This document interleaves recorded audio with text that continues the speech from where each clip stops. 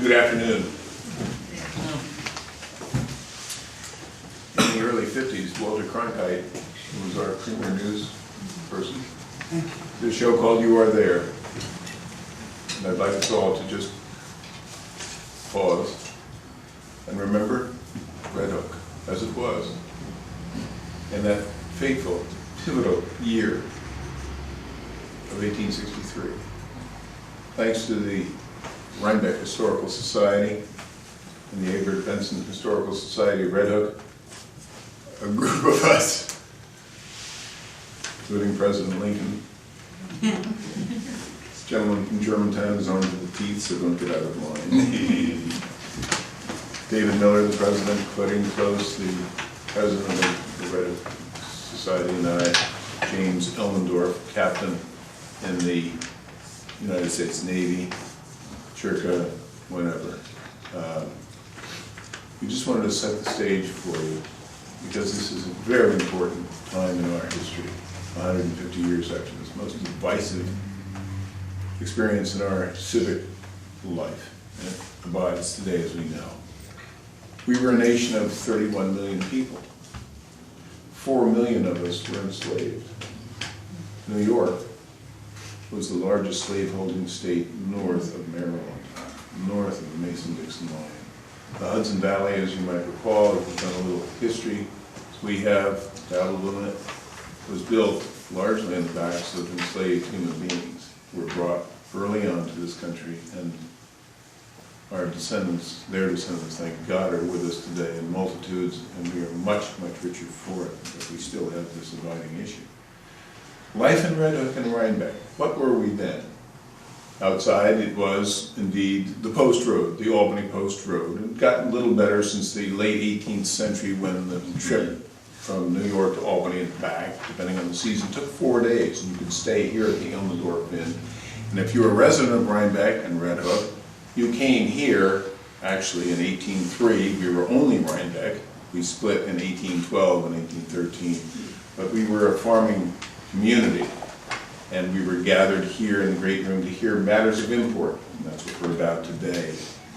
And just to set the stage, we have a marvelous friend and neighbor who is a native Red Hooker whose family came together here in Red Hook, and in a series of letters just set the stage for us about what was happening at Red Hook in 1860, just prior to that extraordinary election. I just want to read briefly from that. Lincoln had lost the contest for a Senate seat, if you recall.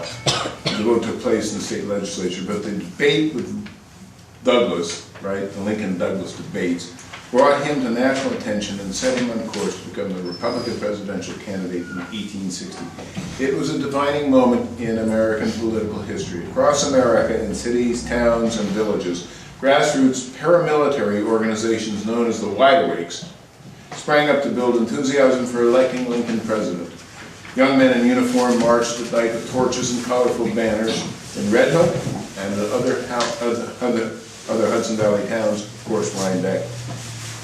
Before and after the election, there were speeches, fireworks, and parades. Thousands of people gathered to support their candidates and celebrate election victory in a four-way presidential race that reflected the growing rift between North and South.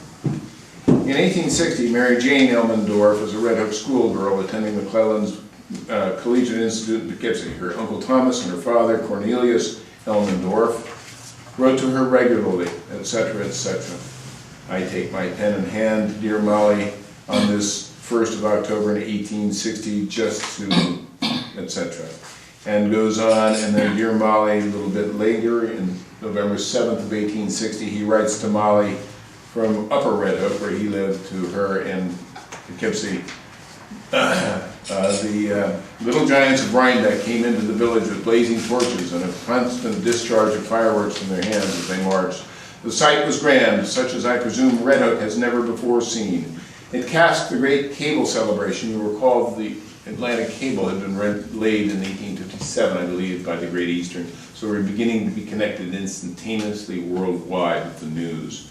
The sight was grand, such as I presume Red Hook has never before seen. It cast the great cable celebration completely in the shade. It had a great success as a meeting.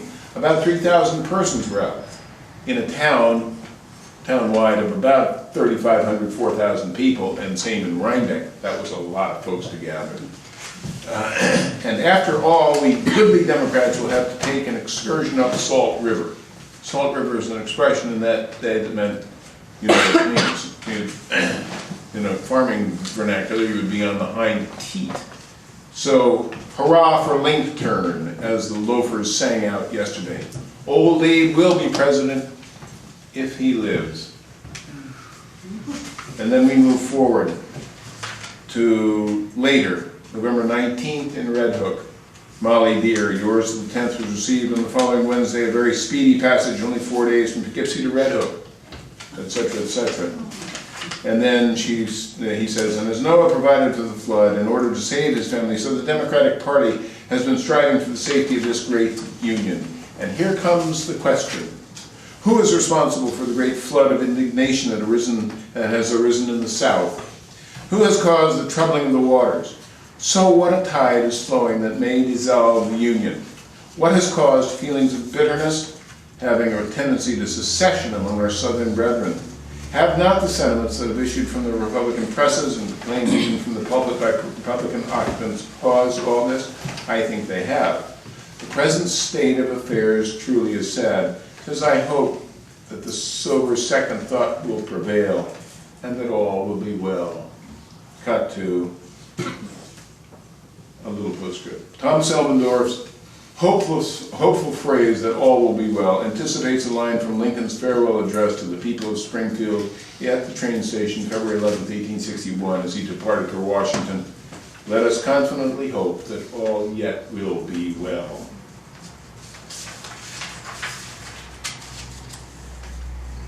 Uncle Thomas had a letter from, well, Willie. What is to come from all of this providence can alone but tell, we hope for the best. And people began to enlist. And lots of people, lots of young men from Red Hook and Rhinebeck got together. Edwin Curtis was typical of them. His story is there in just a bit to give you an idea of who they were. The average Union soldier was 5 feet 8 1/4 tall, and he weighed about 150 some odd pounds. He went into battle. Would you mind standing up? He's not 5'8", and he weighs a little bit more than 150, but he had a musket, an 1862 Springfield musket that weighed 9 point some odd pounds. He carried a backpack which weighed another however many pounds, 25 pounds, and he went off to war dressed like that. He went south into Virginia and beyond in woolens and leathers, and it was hot. So we know what a burden the war was. But Edwin Curtis was enthusiastic. We drove 5 hours a day. We went bathing today in the Atlantic just before dinner and had a fine time, caught a great many clams. The regiment is filling up fast. I wish I could get one from Red Hook, etc. And he goes on to say. And he was there at the beginning and went on later down south and ended up, later in his life, he survived the Civil War and he ended up as an Indian fighter in the West. But now I will turn the podium and the history to David Miller and Elizabeth Clark, who will read.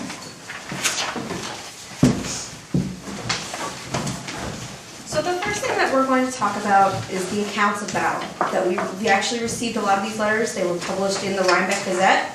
Rhinebeck was desperate for news of the war front.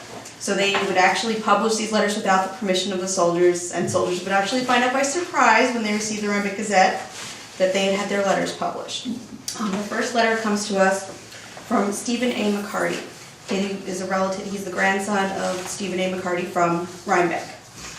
He was in the Navy. He writes from the Mississippi after a battle near Louisiana. Dear brother, undoubtedly you have heard something of the bombardments of Fort Jackson and St. Philip.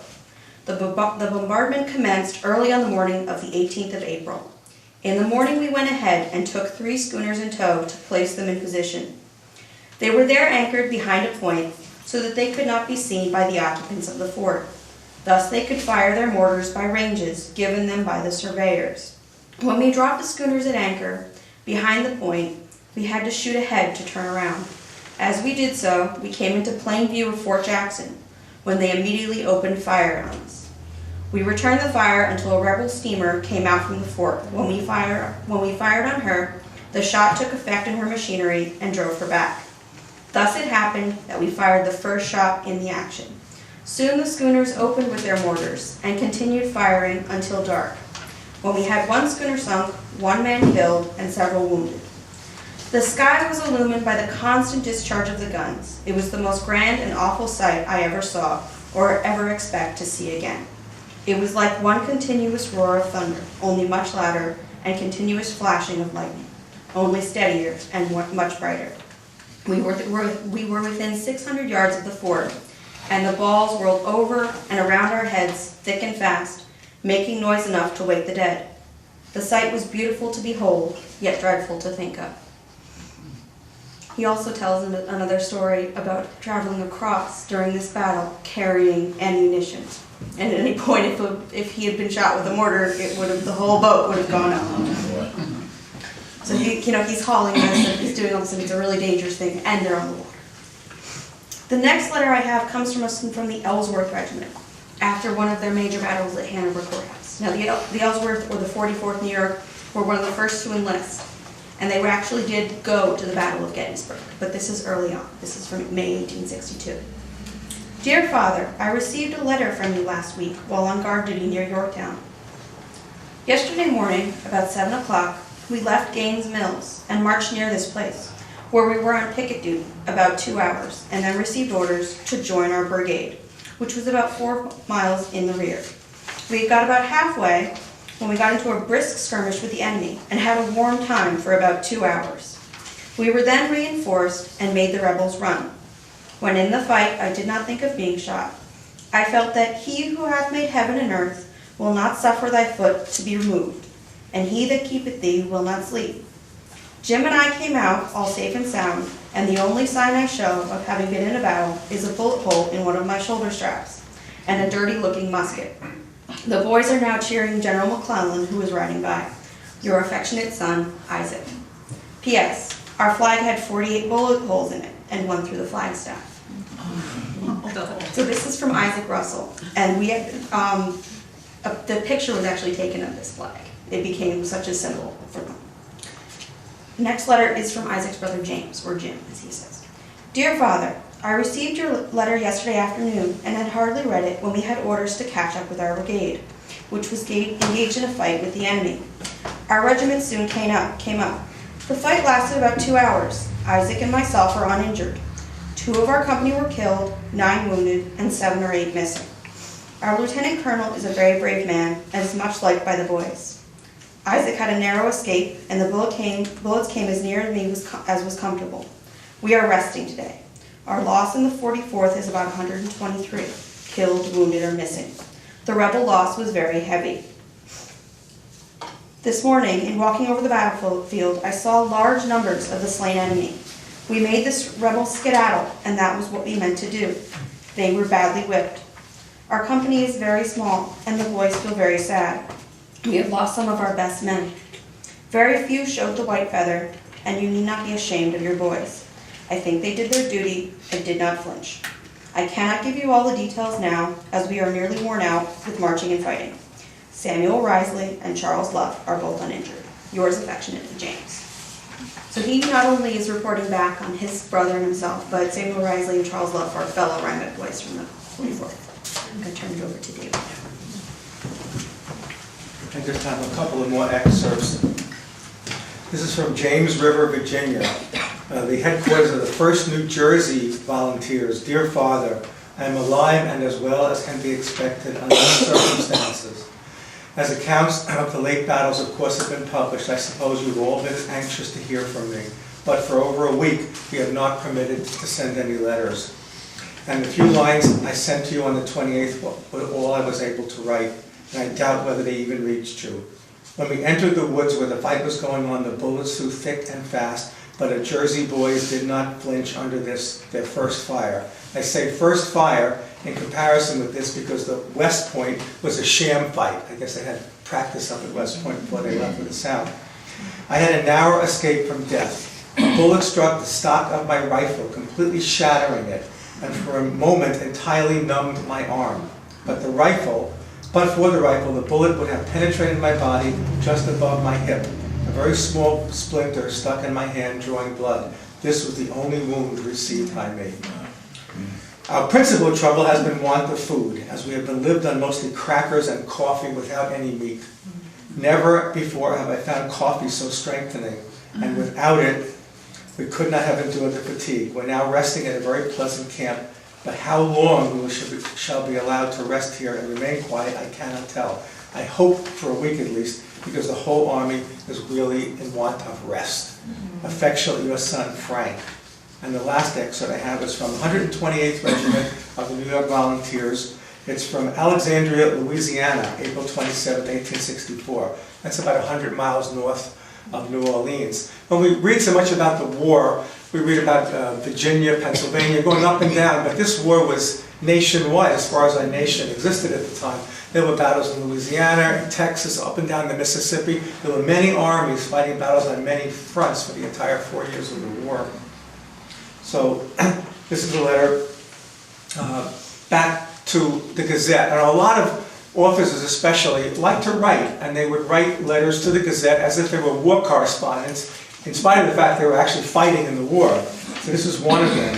It's from a Lieutenant Commander Frederick Wilkinson.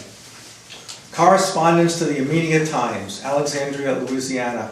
We arrived back again at our camp the night before last, having retreated 82 miles in 4 days with the Rebs at both our front and rear. We have marched over 20 miles per day for the last 4 days, besides fighting the enemy and driving him from the position in front of us.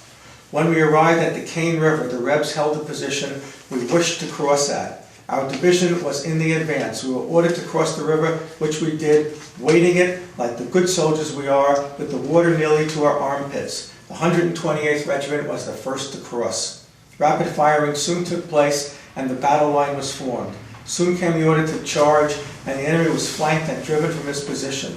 The 128th planted their flag on top of the hill and have received much praise. Our officers showed great courage. Some dozen men had been wounded. A few of them since had died. I was talking to Chris before, and you have to remember that twice as many men died from disease, actually were shot and killed during the battles. There was no penicillin, there was no hygiene, and if you got sick, if you scratched yourself on something, you would get gangrene and probably pass away. And the last thing he says is, the cause of our retreat was a sudden and unexpected fall of the Red River, which prevented boats from reaching us with our supplies, and that's why they had to retreat. So, thank you. Fighting and dying was a family affair. The nation was at war, as David said. There were many battles and many fronts, and many armies, small to great size. Among the families divided were the Loseys of Upper Red Hook, Harvey Losey and his brother John. Harvey happened to go to school in Louisiana, in New Orleans, met and married a Southern belle, and chose to fight on the south side as a Confederate. And his brother did not go into the army, but was a doctor and became a very famous local doctor here. We will have a postscript later. But it was a family affair that came home, and it came home here to Red Hook in the form of Warren Chamberlain. In 1841, William Chamberlain, his father, built Maysland, which those of you in Red Hook know, it's the big red brick house next to what is now the Linden Avenue Middle School, but was in the Red Hook Central School for everybody when it was built in 1939 and then later. Warren Chamberlain, his third child, who had been born in 1835, was appointed to West Point, the class of 1860, but failed to graduate due to deficiency in mathematics. Raise your hand if you've been. No matter. At the outbreak of the Civil War in 1861, he had run a commission as first lieutenant in the 12th New York Infantry, a New York State militia regiment that sailed for Washington, D.C. just a week after the fall of Fort Sumter. In a letter to their sister Mary, dated April 22, 1861, his brother William describes the moment. Warren left in the Baltic last evening in excellent health and spirits, the coolest man in the regiment. 3 months later, Warren had transferred to the 14th Infantry, a regular Army regiment, and on the 30th of August in 1862, he was on staff duty as an aide to General George Sykes, commanding the 2nd Division in General Porter's Army Corps at the Second Battle of Bull Run, Second Manassas, if you will, where he was mortally wounded and died that night behind enemy lines. On December 8, 1862, his father William received word in a letter dated November 25th from one of Warren's West Point classmates, a Confederate officer and Virginian named Frank Huger. I hope that mine is not the painful task to inform you that Warren was certainly killed in the engagement of August 30th. Major Taylor of General Lee's staff told me he saw Warren mortally wounded and endeavored to make him as comfortable as possible, and before leaving placed him in charge of one of your surgeons. A short time later he died, and a short time before he died, he gave to a Texas soldier a letter he had written the day previously to his brother William Chamberlain, requesting him to write a few last lines, that's requesting the Texan to write a few last lines on his last letter, which he dictated, simply saying he was severely wounded and sending a farewell to you all. The old Texan promised him to send the letter, which I have no doubt he has done. I beg to offer to your father, sister, and myself my warmest sympathy in your distress. Not all the horrors of the sanguinary conflict could alienate the personal affection and esteem I entertained for your brother, and I mourn with you all that is out of my power ever to be of any service to him. Warren's last dictated words to the Texan in pencil. The Texan wrote, "My darling brother, I am dying. 30 August. God bless you." And now we turn to the great task remaining.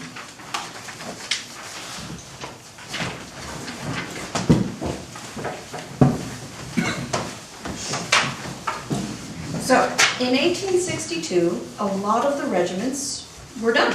Their 100 days of service was up. They were free to leave. This is not the case for everyone, but an appeal was going out to start a new regiment in Dutchess County. And this was prior to the draft, so there was no conscription. This was voluntary at this point.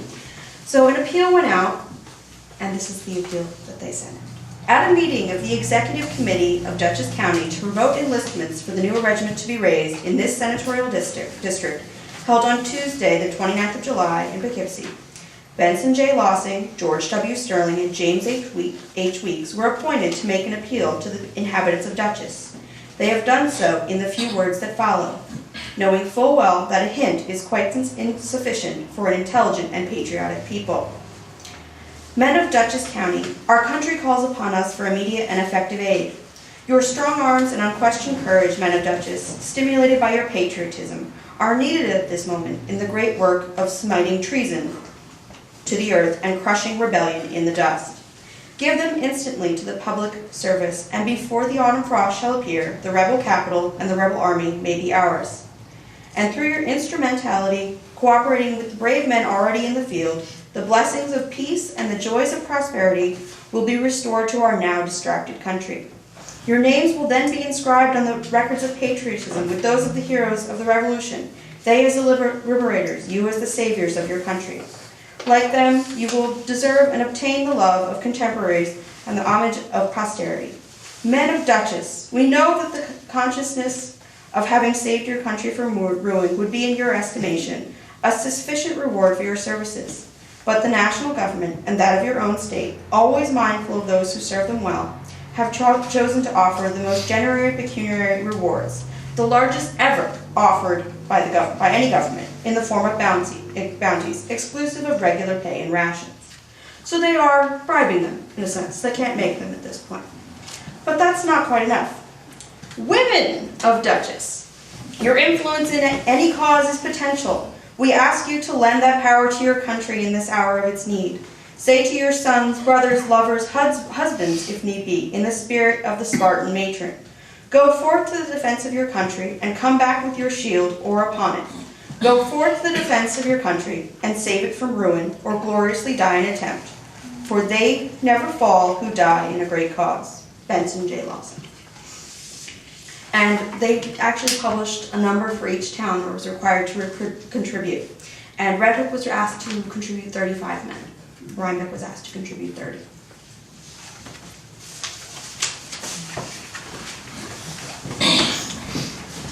Just to give you a feel for what they were paying them. A soldier's pay. A private enlisting under the new law called for volunteers if the war should close within 12 months would receive, besides his regular rations and clothing, the following amounts of money. State bounty, $50. Government advance bounty, $27. 1 month advance pay, $13.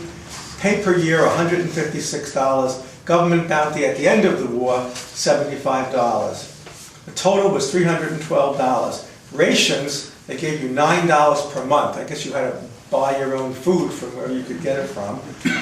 So that's $108. Clothing, about $20 a year, for a total 1 year's pay of $440, which was a lot of money in the 1860s. Now, I guess not all soldiers came to a good end even at home, because on September 13th, 1862, there was a little brief article, Suicide of a Soldier. Augustus Adam committed suicide by hanging himself on Saturday afternoon, the 27th, in the stable of James Winecoop, Esquire, about 1.5 miles from the village of Rhinebeck. It was discovered about 3 o'clock of that day when his body was quite cold. He is said not to have broken any bones of his neck, but died of strangulation, so he did not do a good job of doing this. The deceased was a native of Germany and enlisted the 128th Regiment about 6 weeks since, but was transferred to the 150th Regiment. He was very intemperate in his habits, and this is probably the cause of his committing suicide. I can't comment on that. Where to read? It was awful. But it was that time, and a man named Peter Funk joined the war, enthusiastic. He was in the corporal in the 150th New York Volunteers, Company F, which was mainly Red Hook, Rhinebeck boys. And just to give you a flavor again, when this war broke out, I was taken with the notion to enlist, and being naturally self-willed, I did, and was sent to Poughkeepsie, the rendezvous for the 150th Regiment. I was assigned to Company F in command of John L. Green of Rhinebeck. There were 4 sergeants and 8 corporals appointed, and oh horrors, I was among the latter. That's in August of 1862. In October 1862, about 4 o'clock in the afternoon, we started for the river where the steamer Oregon was to carry us to New Jersey. This is at Poughkeepsie. Mothers, wives, fathers, and brothers calling the names of some loved ones in the ranks. The scene was heartbreaking. At daybreak on October 12th, we landed at Jersey City. Were put on cars, and away we went, and away went the Iron Horse, and the state of New York soon far behind. And he goes on, and he gets a taste of what it's like, and it's rough, as I said, and as David pointed out. Here he is in camp, and in the 16th of the moment, there was a court-martial held, and Albert Jones of the 145th New York Volunteers was sentenced to be shot for desertion on the 21st. A bit of a delay, but on October 16th, 1863, the execution of Albert Jones, the 145th New York Volunteers, took place. This is Funk writing in the Red Hook Advertiser a long diary, which is fascinating, page to page, an old man writing about his experience in the war. It took place, and I shall never forget. The sun came out bright and warm, shedding its brightest rays. At 1:30, our division, the 1st, was marched out into an open field and formed into 3 sides of a hollow square, the grave being at one end. At 2 p.m., the procession came in sight. In front marched the brigade band playing the Death March. Next came 12 riflemen with the bayonets fixed. Next came the prisoner walking by the side of the chaplain and surgeon of the regiment. Next came 4 men bearing his coffin, and then 4 riflemen bringing up the rear and forming one of the saddest processions I ever saw. The prisoner's step was undaunted, walking with his head up, looking around upon the ranks as he marched down to the grave. The coffin was set over the grave. He was then placed in the coffin. His eyes were bandaged, his sentence read, and at a given command, signal 4 rifles belched forth their contents, and his soul was launched into eternity. We were then marched on each side of the coffin to look at the corpse as he lay with his breast exposed, showing the 4 holes made by the rifle balls. We then marched back to camp. This was the first man shot for desertion in our division. Up close and personal and family.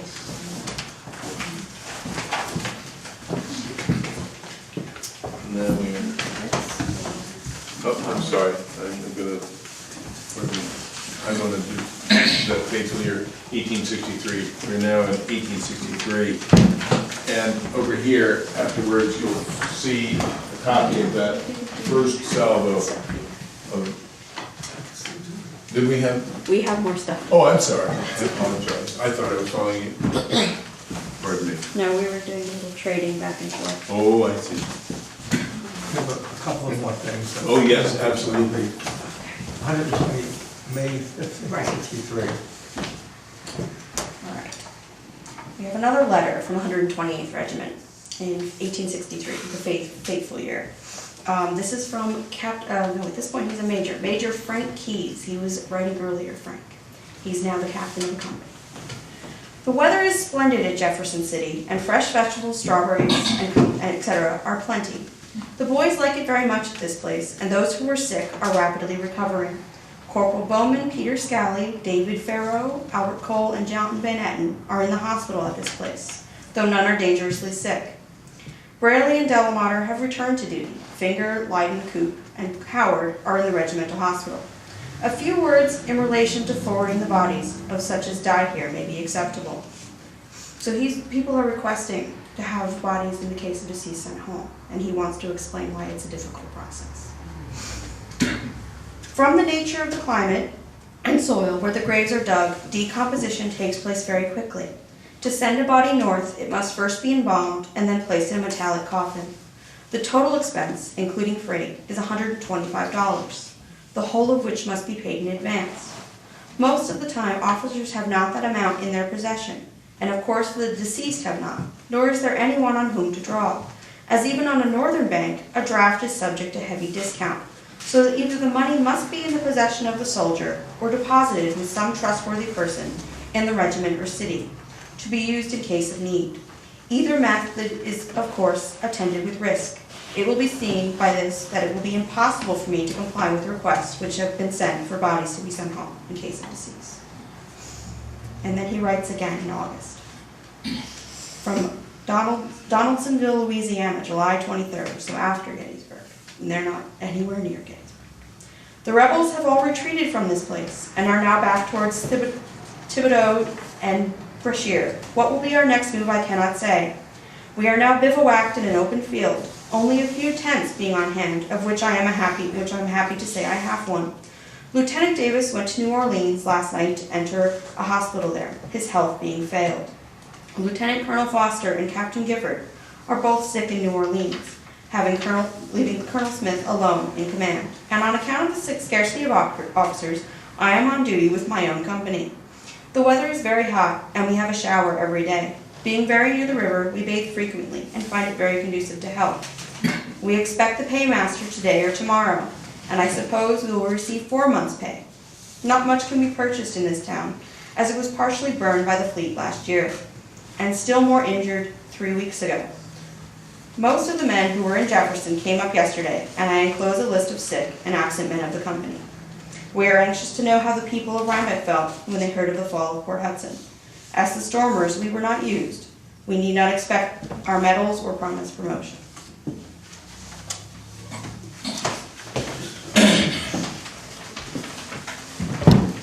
There was an article in the paper, May 31st, 1864, a soldier's claims. All soldiers serving 2 years and honorably discharged are entitled to a $100 bounty. 9 months volunteers, $25 bounty. All soldiers and seamen wounded and otherwise disabled are entitled to a pension. If the soldier or sailor be killed, the following persons are entitled to his bounty or his back pay. First, his widow.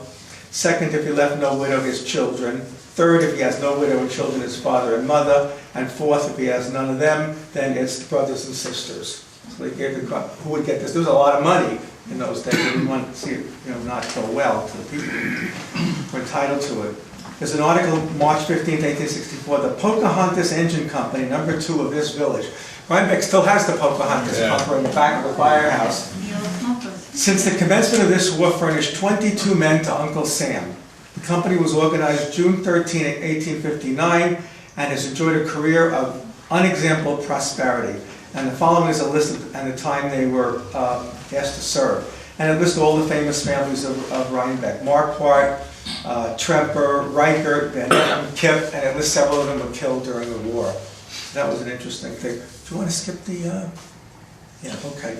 One more. A letter, an anonymous letter. Now, at the end of the war, I was doing some research the last couple of days, like how long did we stay in the South? I mean, there was reconstruction that took place.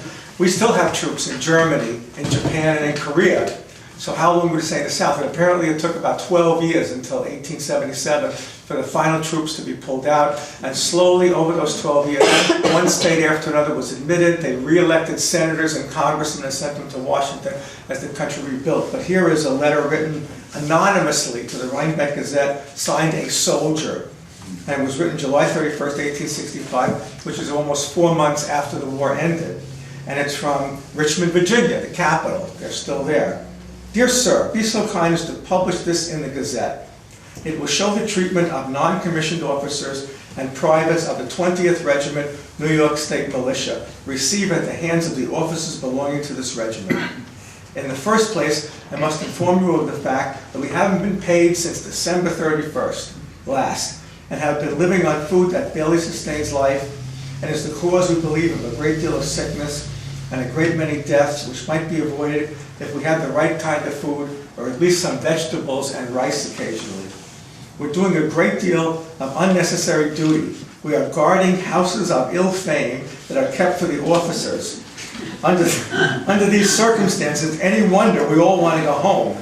When we found out that it's a combination on the part of the officers to keep the regiment here as long as they can to gratify their own selfish motives. I think you will agree with me when I explain the whole matter. It goes on a giant letter talking about this. But clearly, they were upset to have not gone home 4 months after the war ended. Prisons and prisoners. Yeah, please do. So we've talked a couple times, if you weren't sent home, hadn't gotten sick, you might get captured.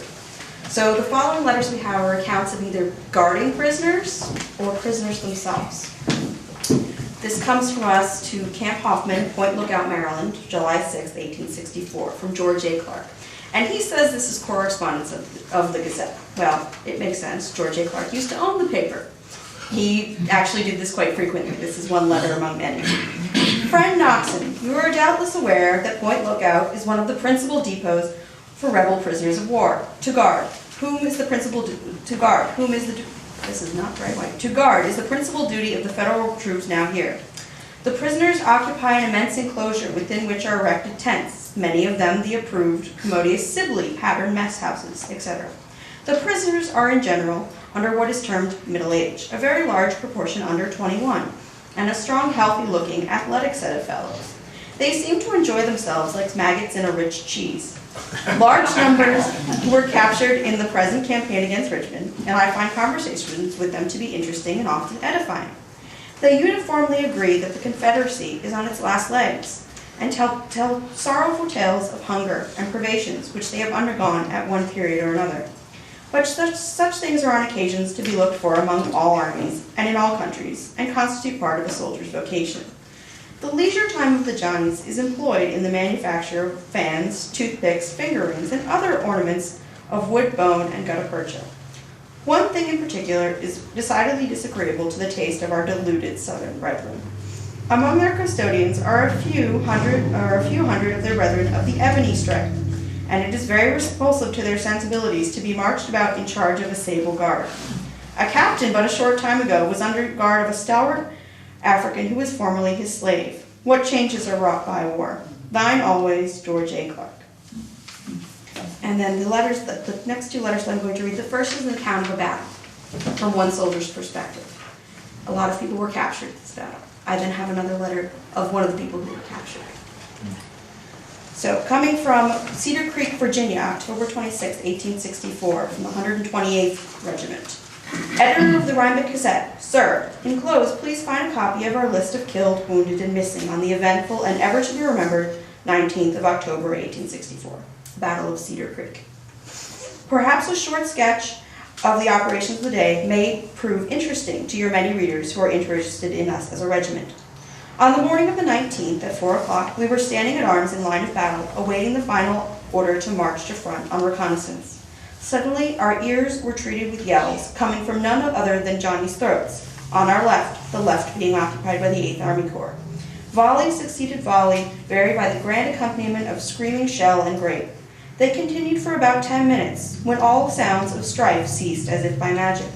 Just as we were congratulating ourselves on the supposed repulse, bullets came flying into our works from the rear and flank.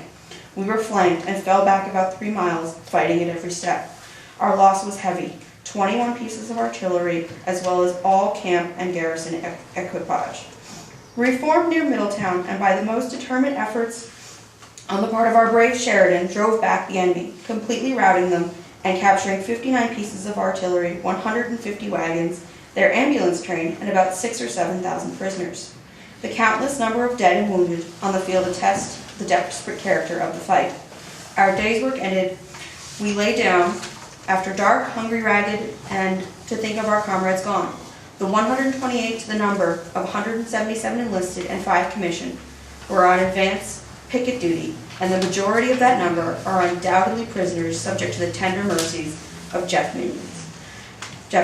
Captain Thomas N. Davis handled the regiment in a highly satisfactory to us all. Respectfully, C.W. Count, Adjutant 128 New York Volunteers. So the next letter comes to us from Charles Weller, who is not from Rhinebeck or Red Hook. The Fishkill Standard is permitted to take the following extracts from a letter written by Sergeant Charles A. Weller, who was recently taken prisoner and paroled. It is written to his parents at the landing. Camp Parole, Annapolis, October 19, 1864. We, the 128th Regiment, went into the fight about 12 o'clock noon. Our corps charged the rebels and drove them for some time. Then we got orders to halt, and when we were forming, they came on our right flank, and we got orders to fall back. The firing at this time was very heavy, and one of our company shot George W. Swords.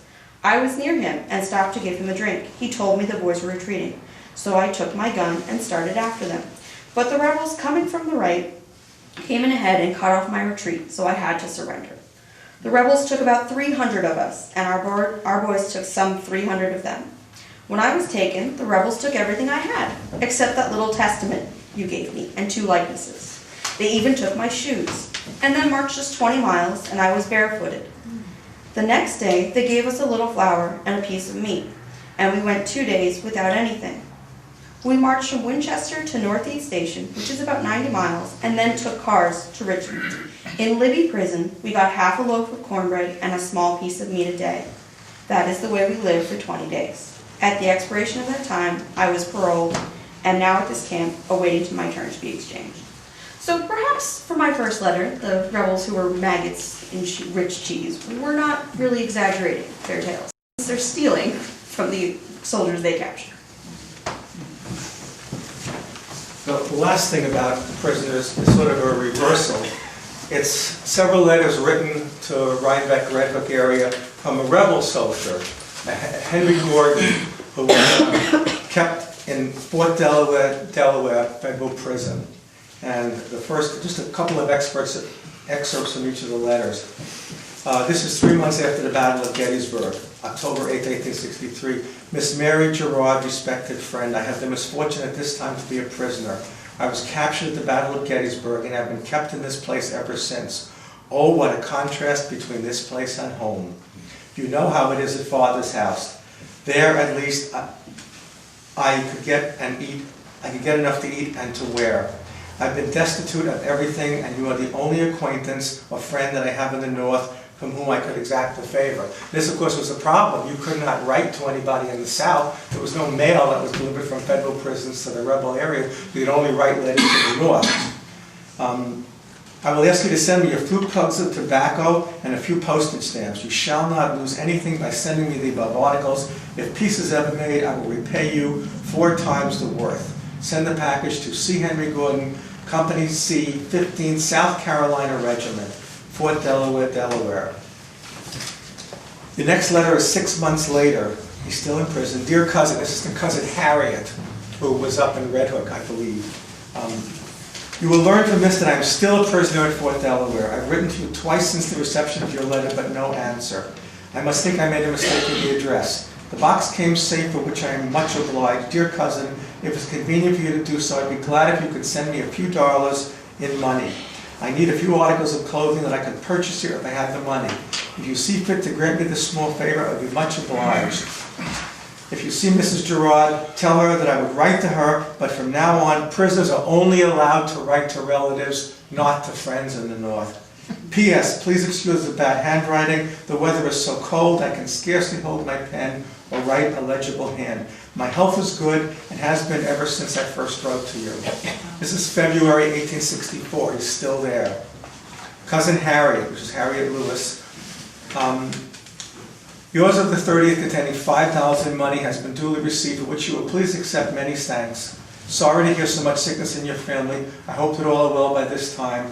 If you should hear from my parents, let me know immediately. I have made several attempts to send them through the lines, but I doubt if they reach them. Henry Gordon.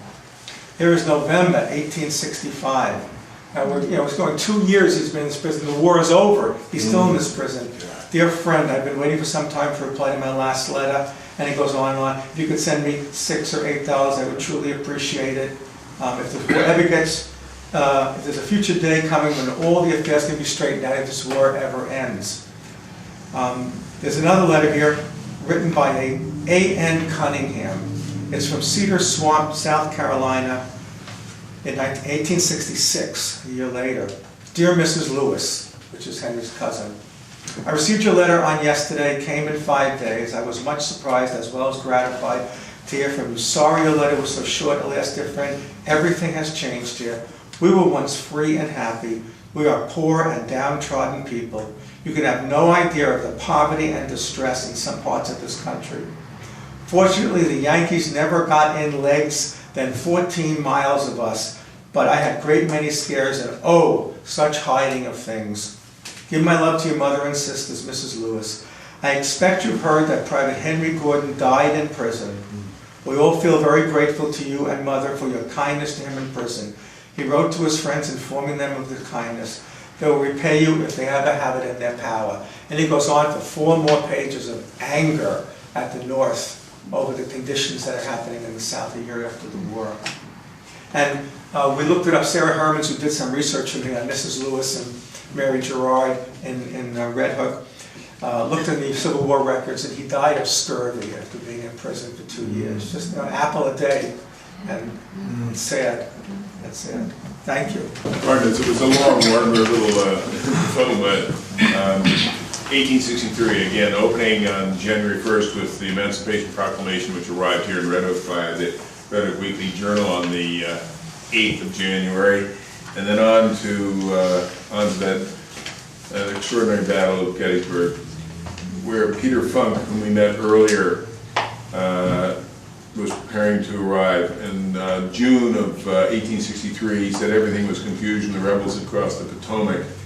And on June 26th, we get another part of him saying, we took up our line of march for Gettysburg.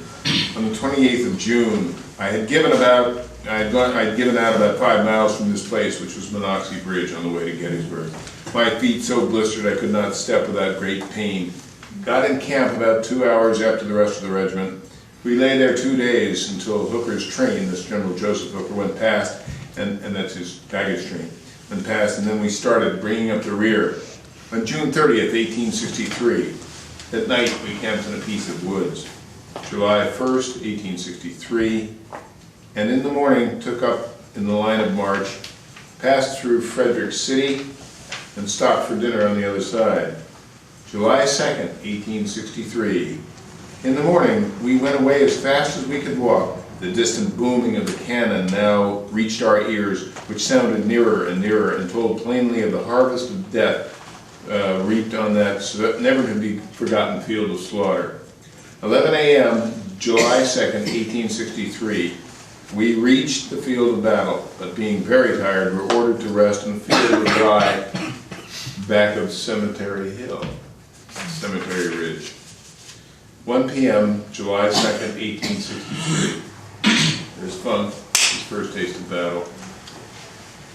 We lay there about 2 hours when over came a 12-pound shell, screeching all kinds of murder. We were soon in where the fighting was heaviest. Wounded men running to the rear would tell us we were being whipped. Others would say, "Give them hell, boys. If you don't, they'll give it to you." July 3rd, 1863. The next morning, we were in support of Battery M, 1st New York Artillery. We lay there about an hour while the 1st Marylander Regiment was sent into the woods in front of us where there was a steady roar of musketry, but they soon came out, every man for himself. They had met the 1st Maryland Rebel Regiment, and after a hand-to-hand fight, getting out of ammunition had to fall back. They got a new supply and went in again, and so had possession of the rebel works. We were then ordered to take their places, and with a yell we dashed into the breastworks, which, well, shot and shell cut the air all around us. July 4th, 1863, the battle was over by then. There was little firing in the morning, and about noon we heard the rebels had left. Our loss was 8 killed and 40 wounded. About 3 p.m. we started in pursuit, went 10 miles and camped for the night. July 6th, 1863. We force marched 32 miles, got into camp about 11 o'clock. July 7th, 1863. My shoes gave way. I was barefooted. It rained. That was Gettysburg. It petered out. Mr. President.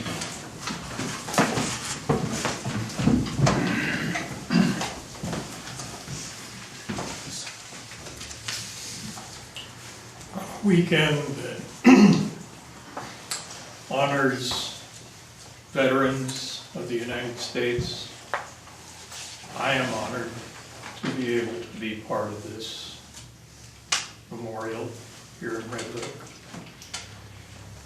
When I left Washington on November 19th, 1863, it was the first time I had left the capital since the beginning of the Civil War to travel to Gettysburg, Pennsylvania for this dedication of a memorial to the many who had served our country, many for the last time, at that battle in Gettysburg. After my speech dedicating the battlefield, dedicating the memorial, I received a note from Edward Everett, who had delivered a 2-hour oration at the dedication just before I spoke. And his note praised me for what he described as an eloquent and concise speech, and what he said was, "I should be glad if I could flatter myself that I came as near to the central idea of the occasion in 2 hours as you did in 2 minutes." I wrote back to tell him that I was glad to know that my speech wasn't a total failure. I'd like to now to take a couple minutes and to share with you what I said at Gettysburg at that dedication.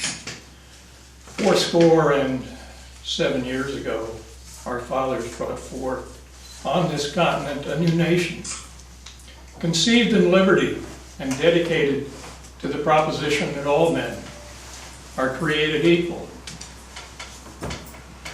Now we are men on a great battlefield of that war, testing whether, now we're engaged in a great civil war, testing whether that nation or any nation so conceived and so dedicated can long endure. We're met today on a great battlefield of that war, and we've come here to dedicate a portion of that field as a final resting place for those who here gave their lives so that that nation might live. It is altogether fitting and proper that we should do this. But in a larger sense, we cannot dedicate, we cannot consecrate, we cannot hallow this ground. The brave men, living and dead, who struggled here, have consecrated it far above our poor hour to add or detract.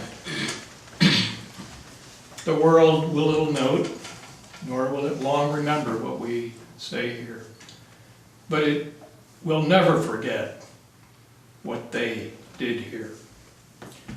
It is for us, the living, rather to be dedicated here to the unfinished work for which they who fought here have thus far so nobly advanced. It is rather for us to be dedicated to the great task remaining before us, that from these honored dead, that we take increased devotion to that cause for which they gave their last full measure of devotion. That we here highly resolve that these dead shall not have died in vain, and that government of the people, by the people, and for the people shall not perish on this earth.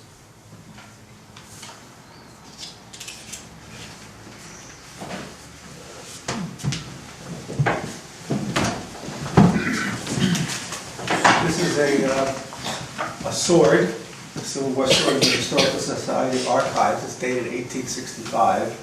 And I have a little letter to read about a sword presentation that took place in Rhinebeck in 1863. At a meeting held Monday afternoon of last week at the Star Institute, the citizens of Rhinebeck presented a sword, sash, belt, and shoulder straps to Lieutenant Albert Procius of the 51st Munich Volunteers as a token of their appreciation of his courage shown in 6 hard-fought battlefields and meritorious conduct during a service of 2 years. Lieutenant Procius was wounded at the Battle of Antietam, and for his bravery, gallantry at the battles of Roanoke Island, New Bern, Bull Run, Chantilly, and South Mountain, was promoted to lieutenant. On the scabbard was handsomely engraved by E. Stiles the following inscription: Lieutenant A. Procius from friends in Rhinebeck, New York. Lieutenant Procius received the gift, a sword from my fellow citizens. With a grateful heart, I pledge myself to use it faithfully for the good of my country. I tried to do my duty, and he mentions the 6 sites of the battles. Wherever and wherever I may be sent, I shall still more devoted to the good cause. Thank you for your flattering kindness. The Glee Club sang their best several stirring and patriotic songs, which received great applause. Lieutenant Procius left the following morning to rejoin his regiment, carrying with him the best wishes of his friends in Rhinebeck. Signed, Henry Delamater, President.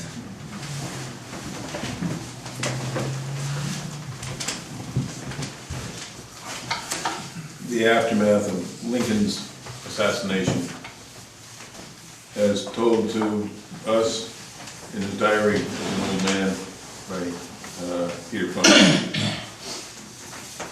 who had gotten back in June of 1865 to Washington, D.C. for a few days, where the whole army passed before the President, Andrew Johnson at that point, and his cabinet and other high officials. But by then, the death of our martyr President Abraham Lincoln was reported but could not be believed. Though later we were obliged to acknowledge it. The officers wore badges of mourning, while the pallid cheek and sad low voices of the men as if fearing to disturb the dead, were true signs of the love that the brave boys bore him.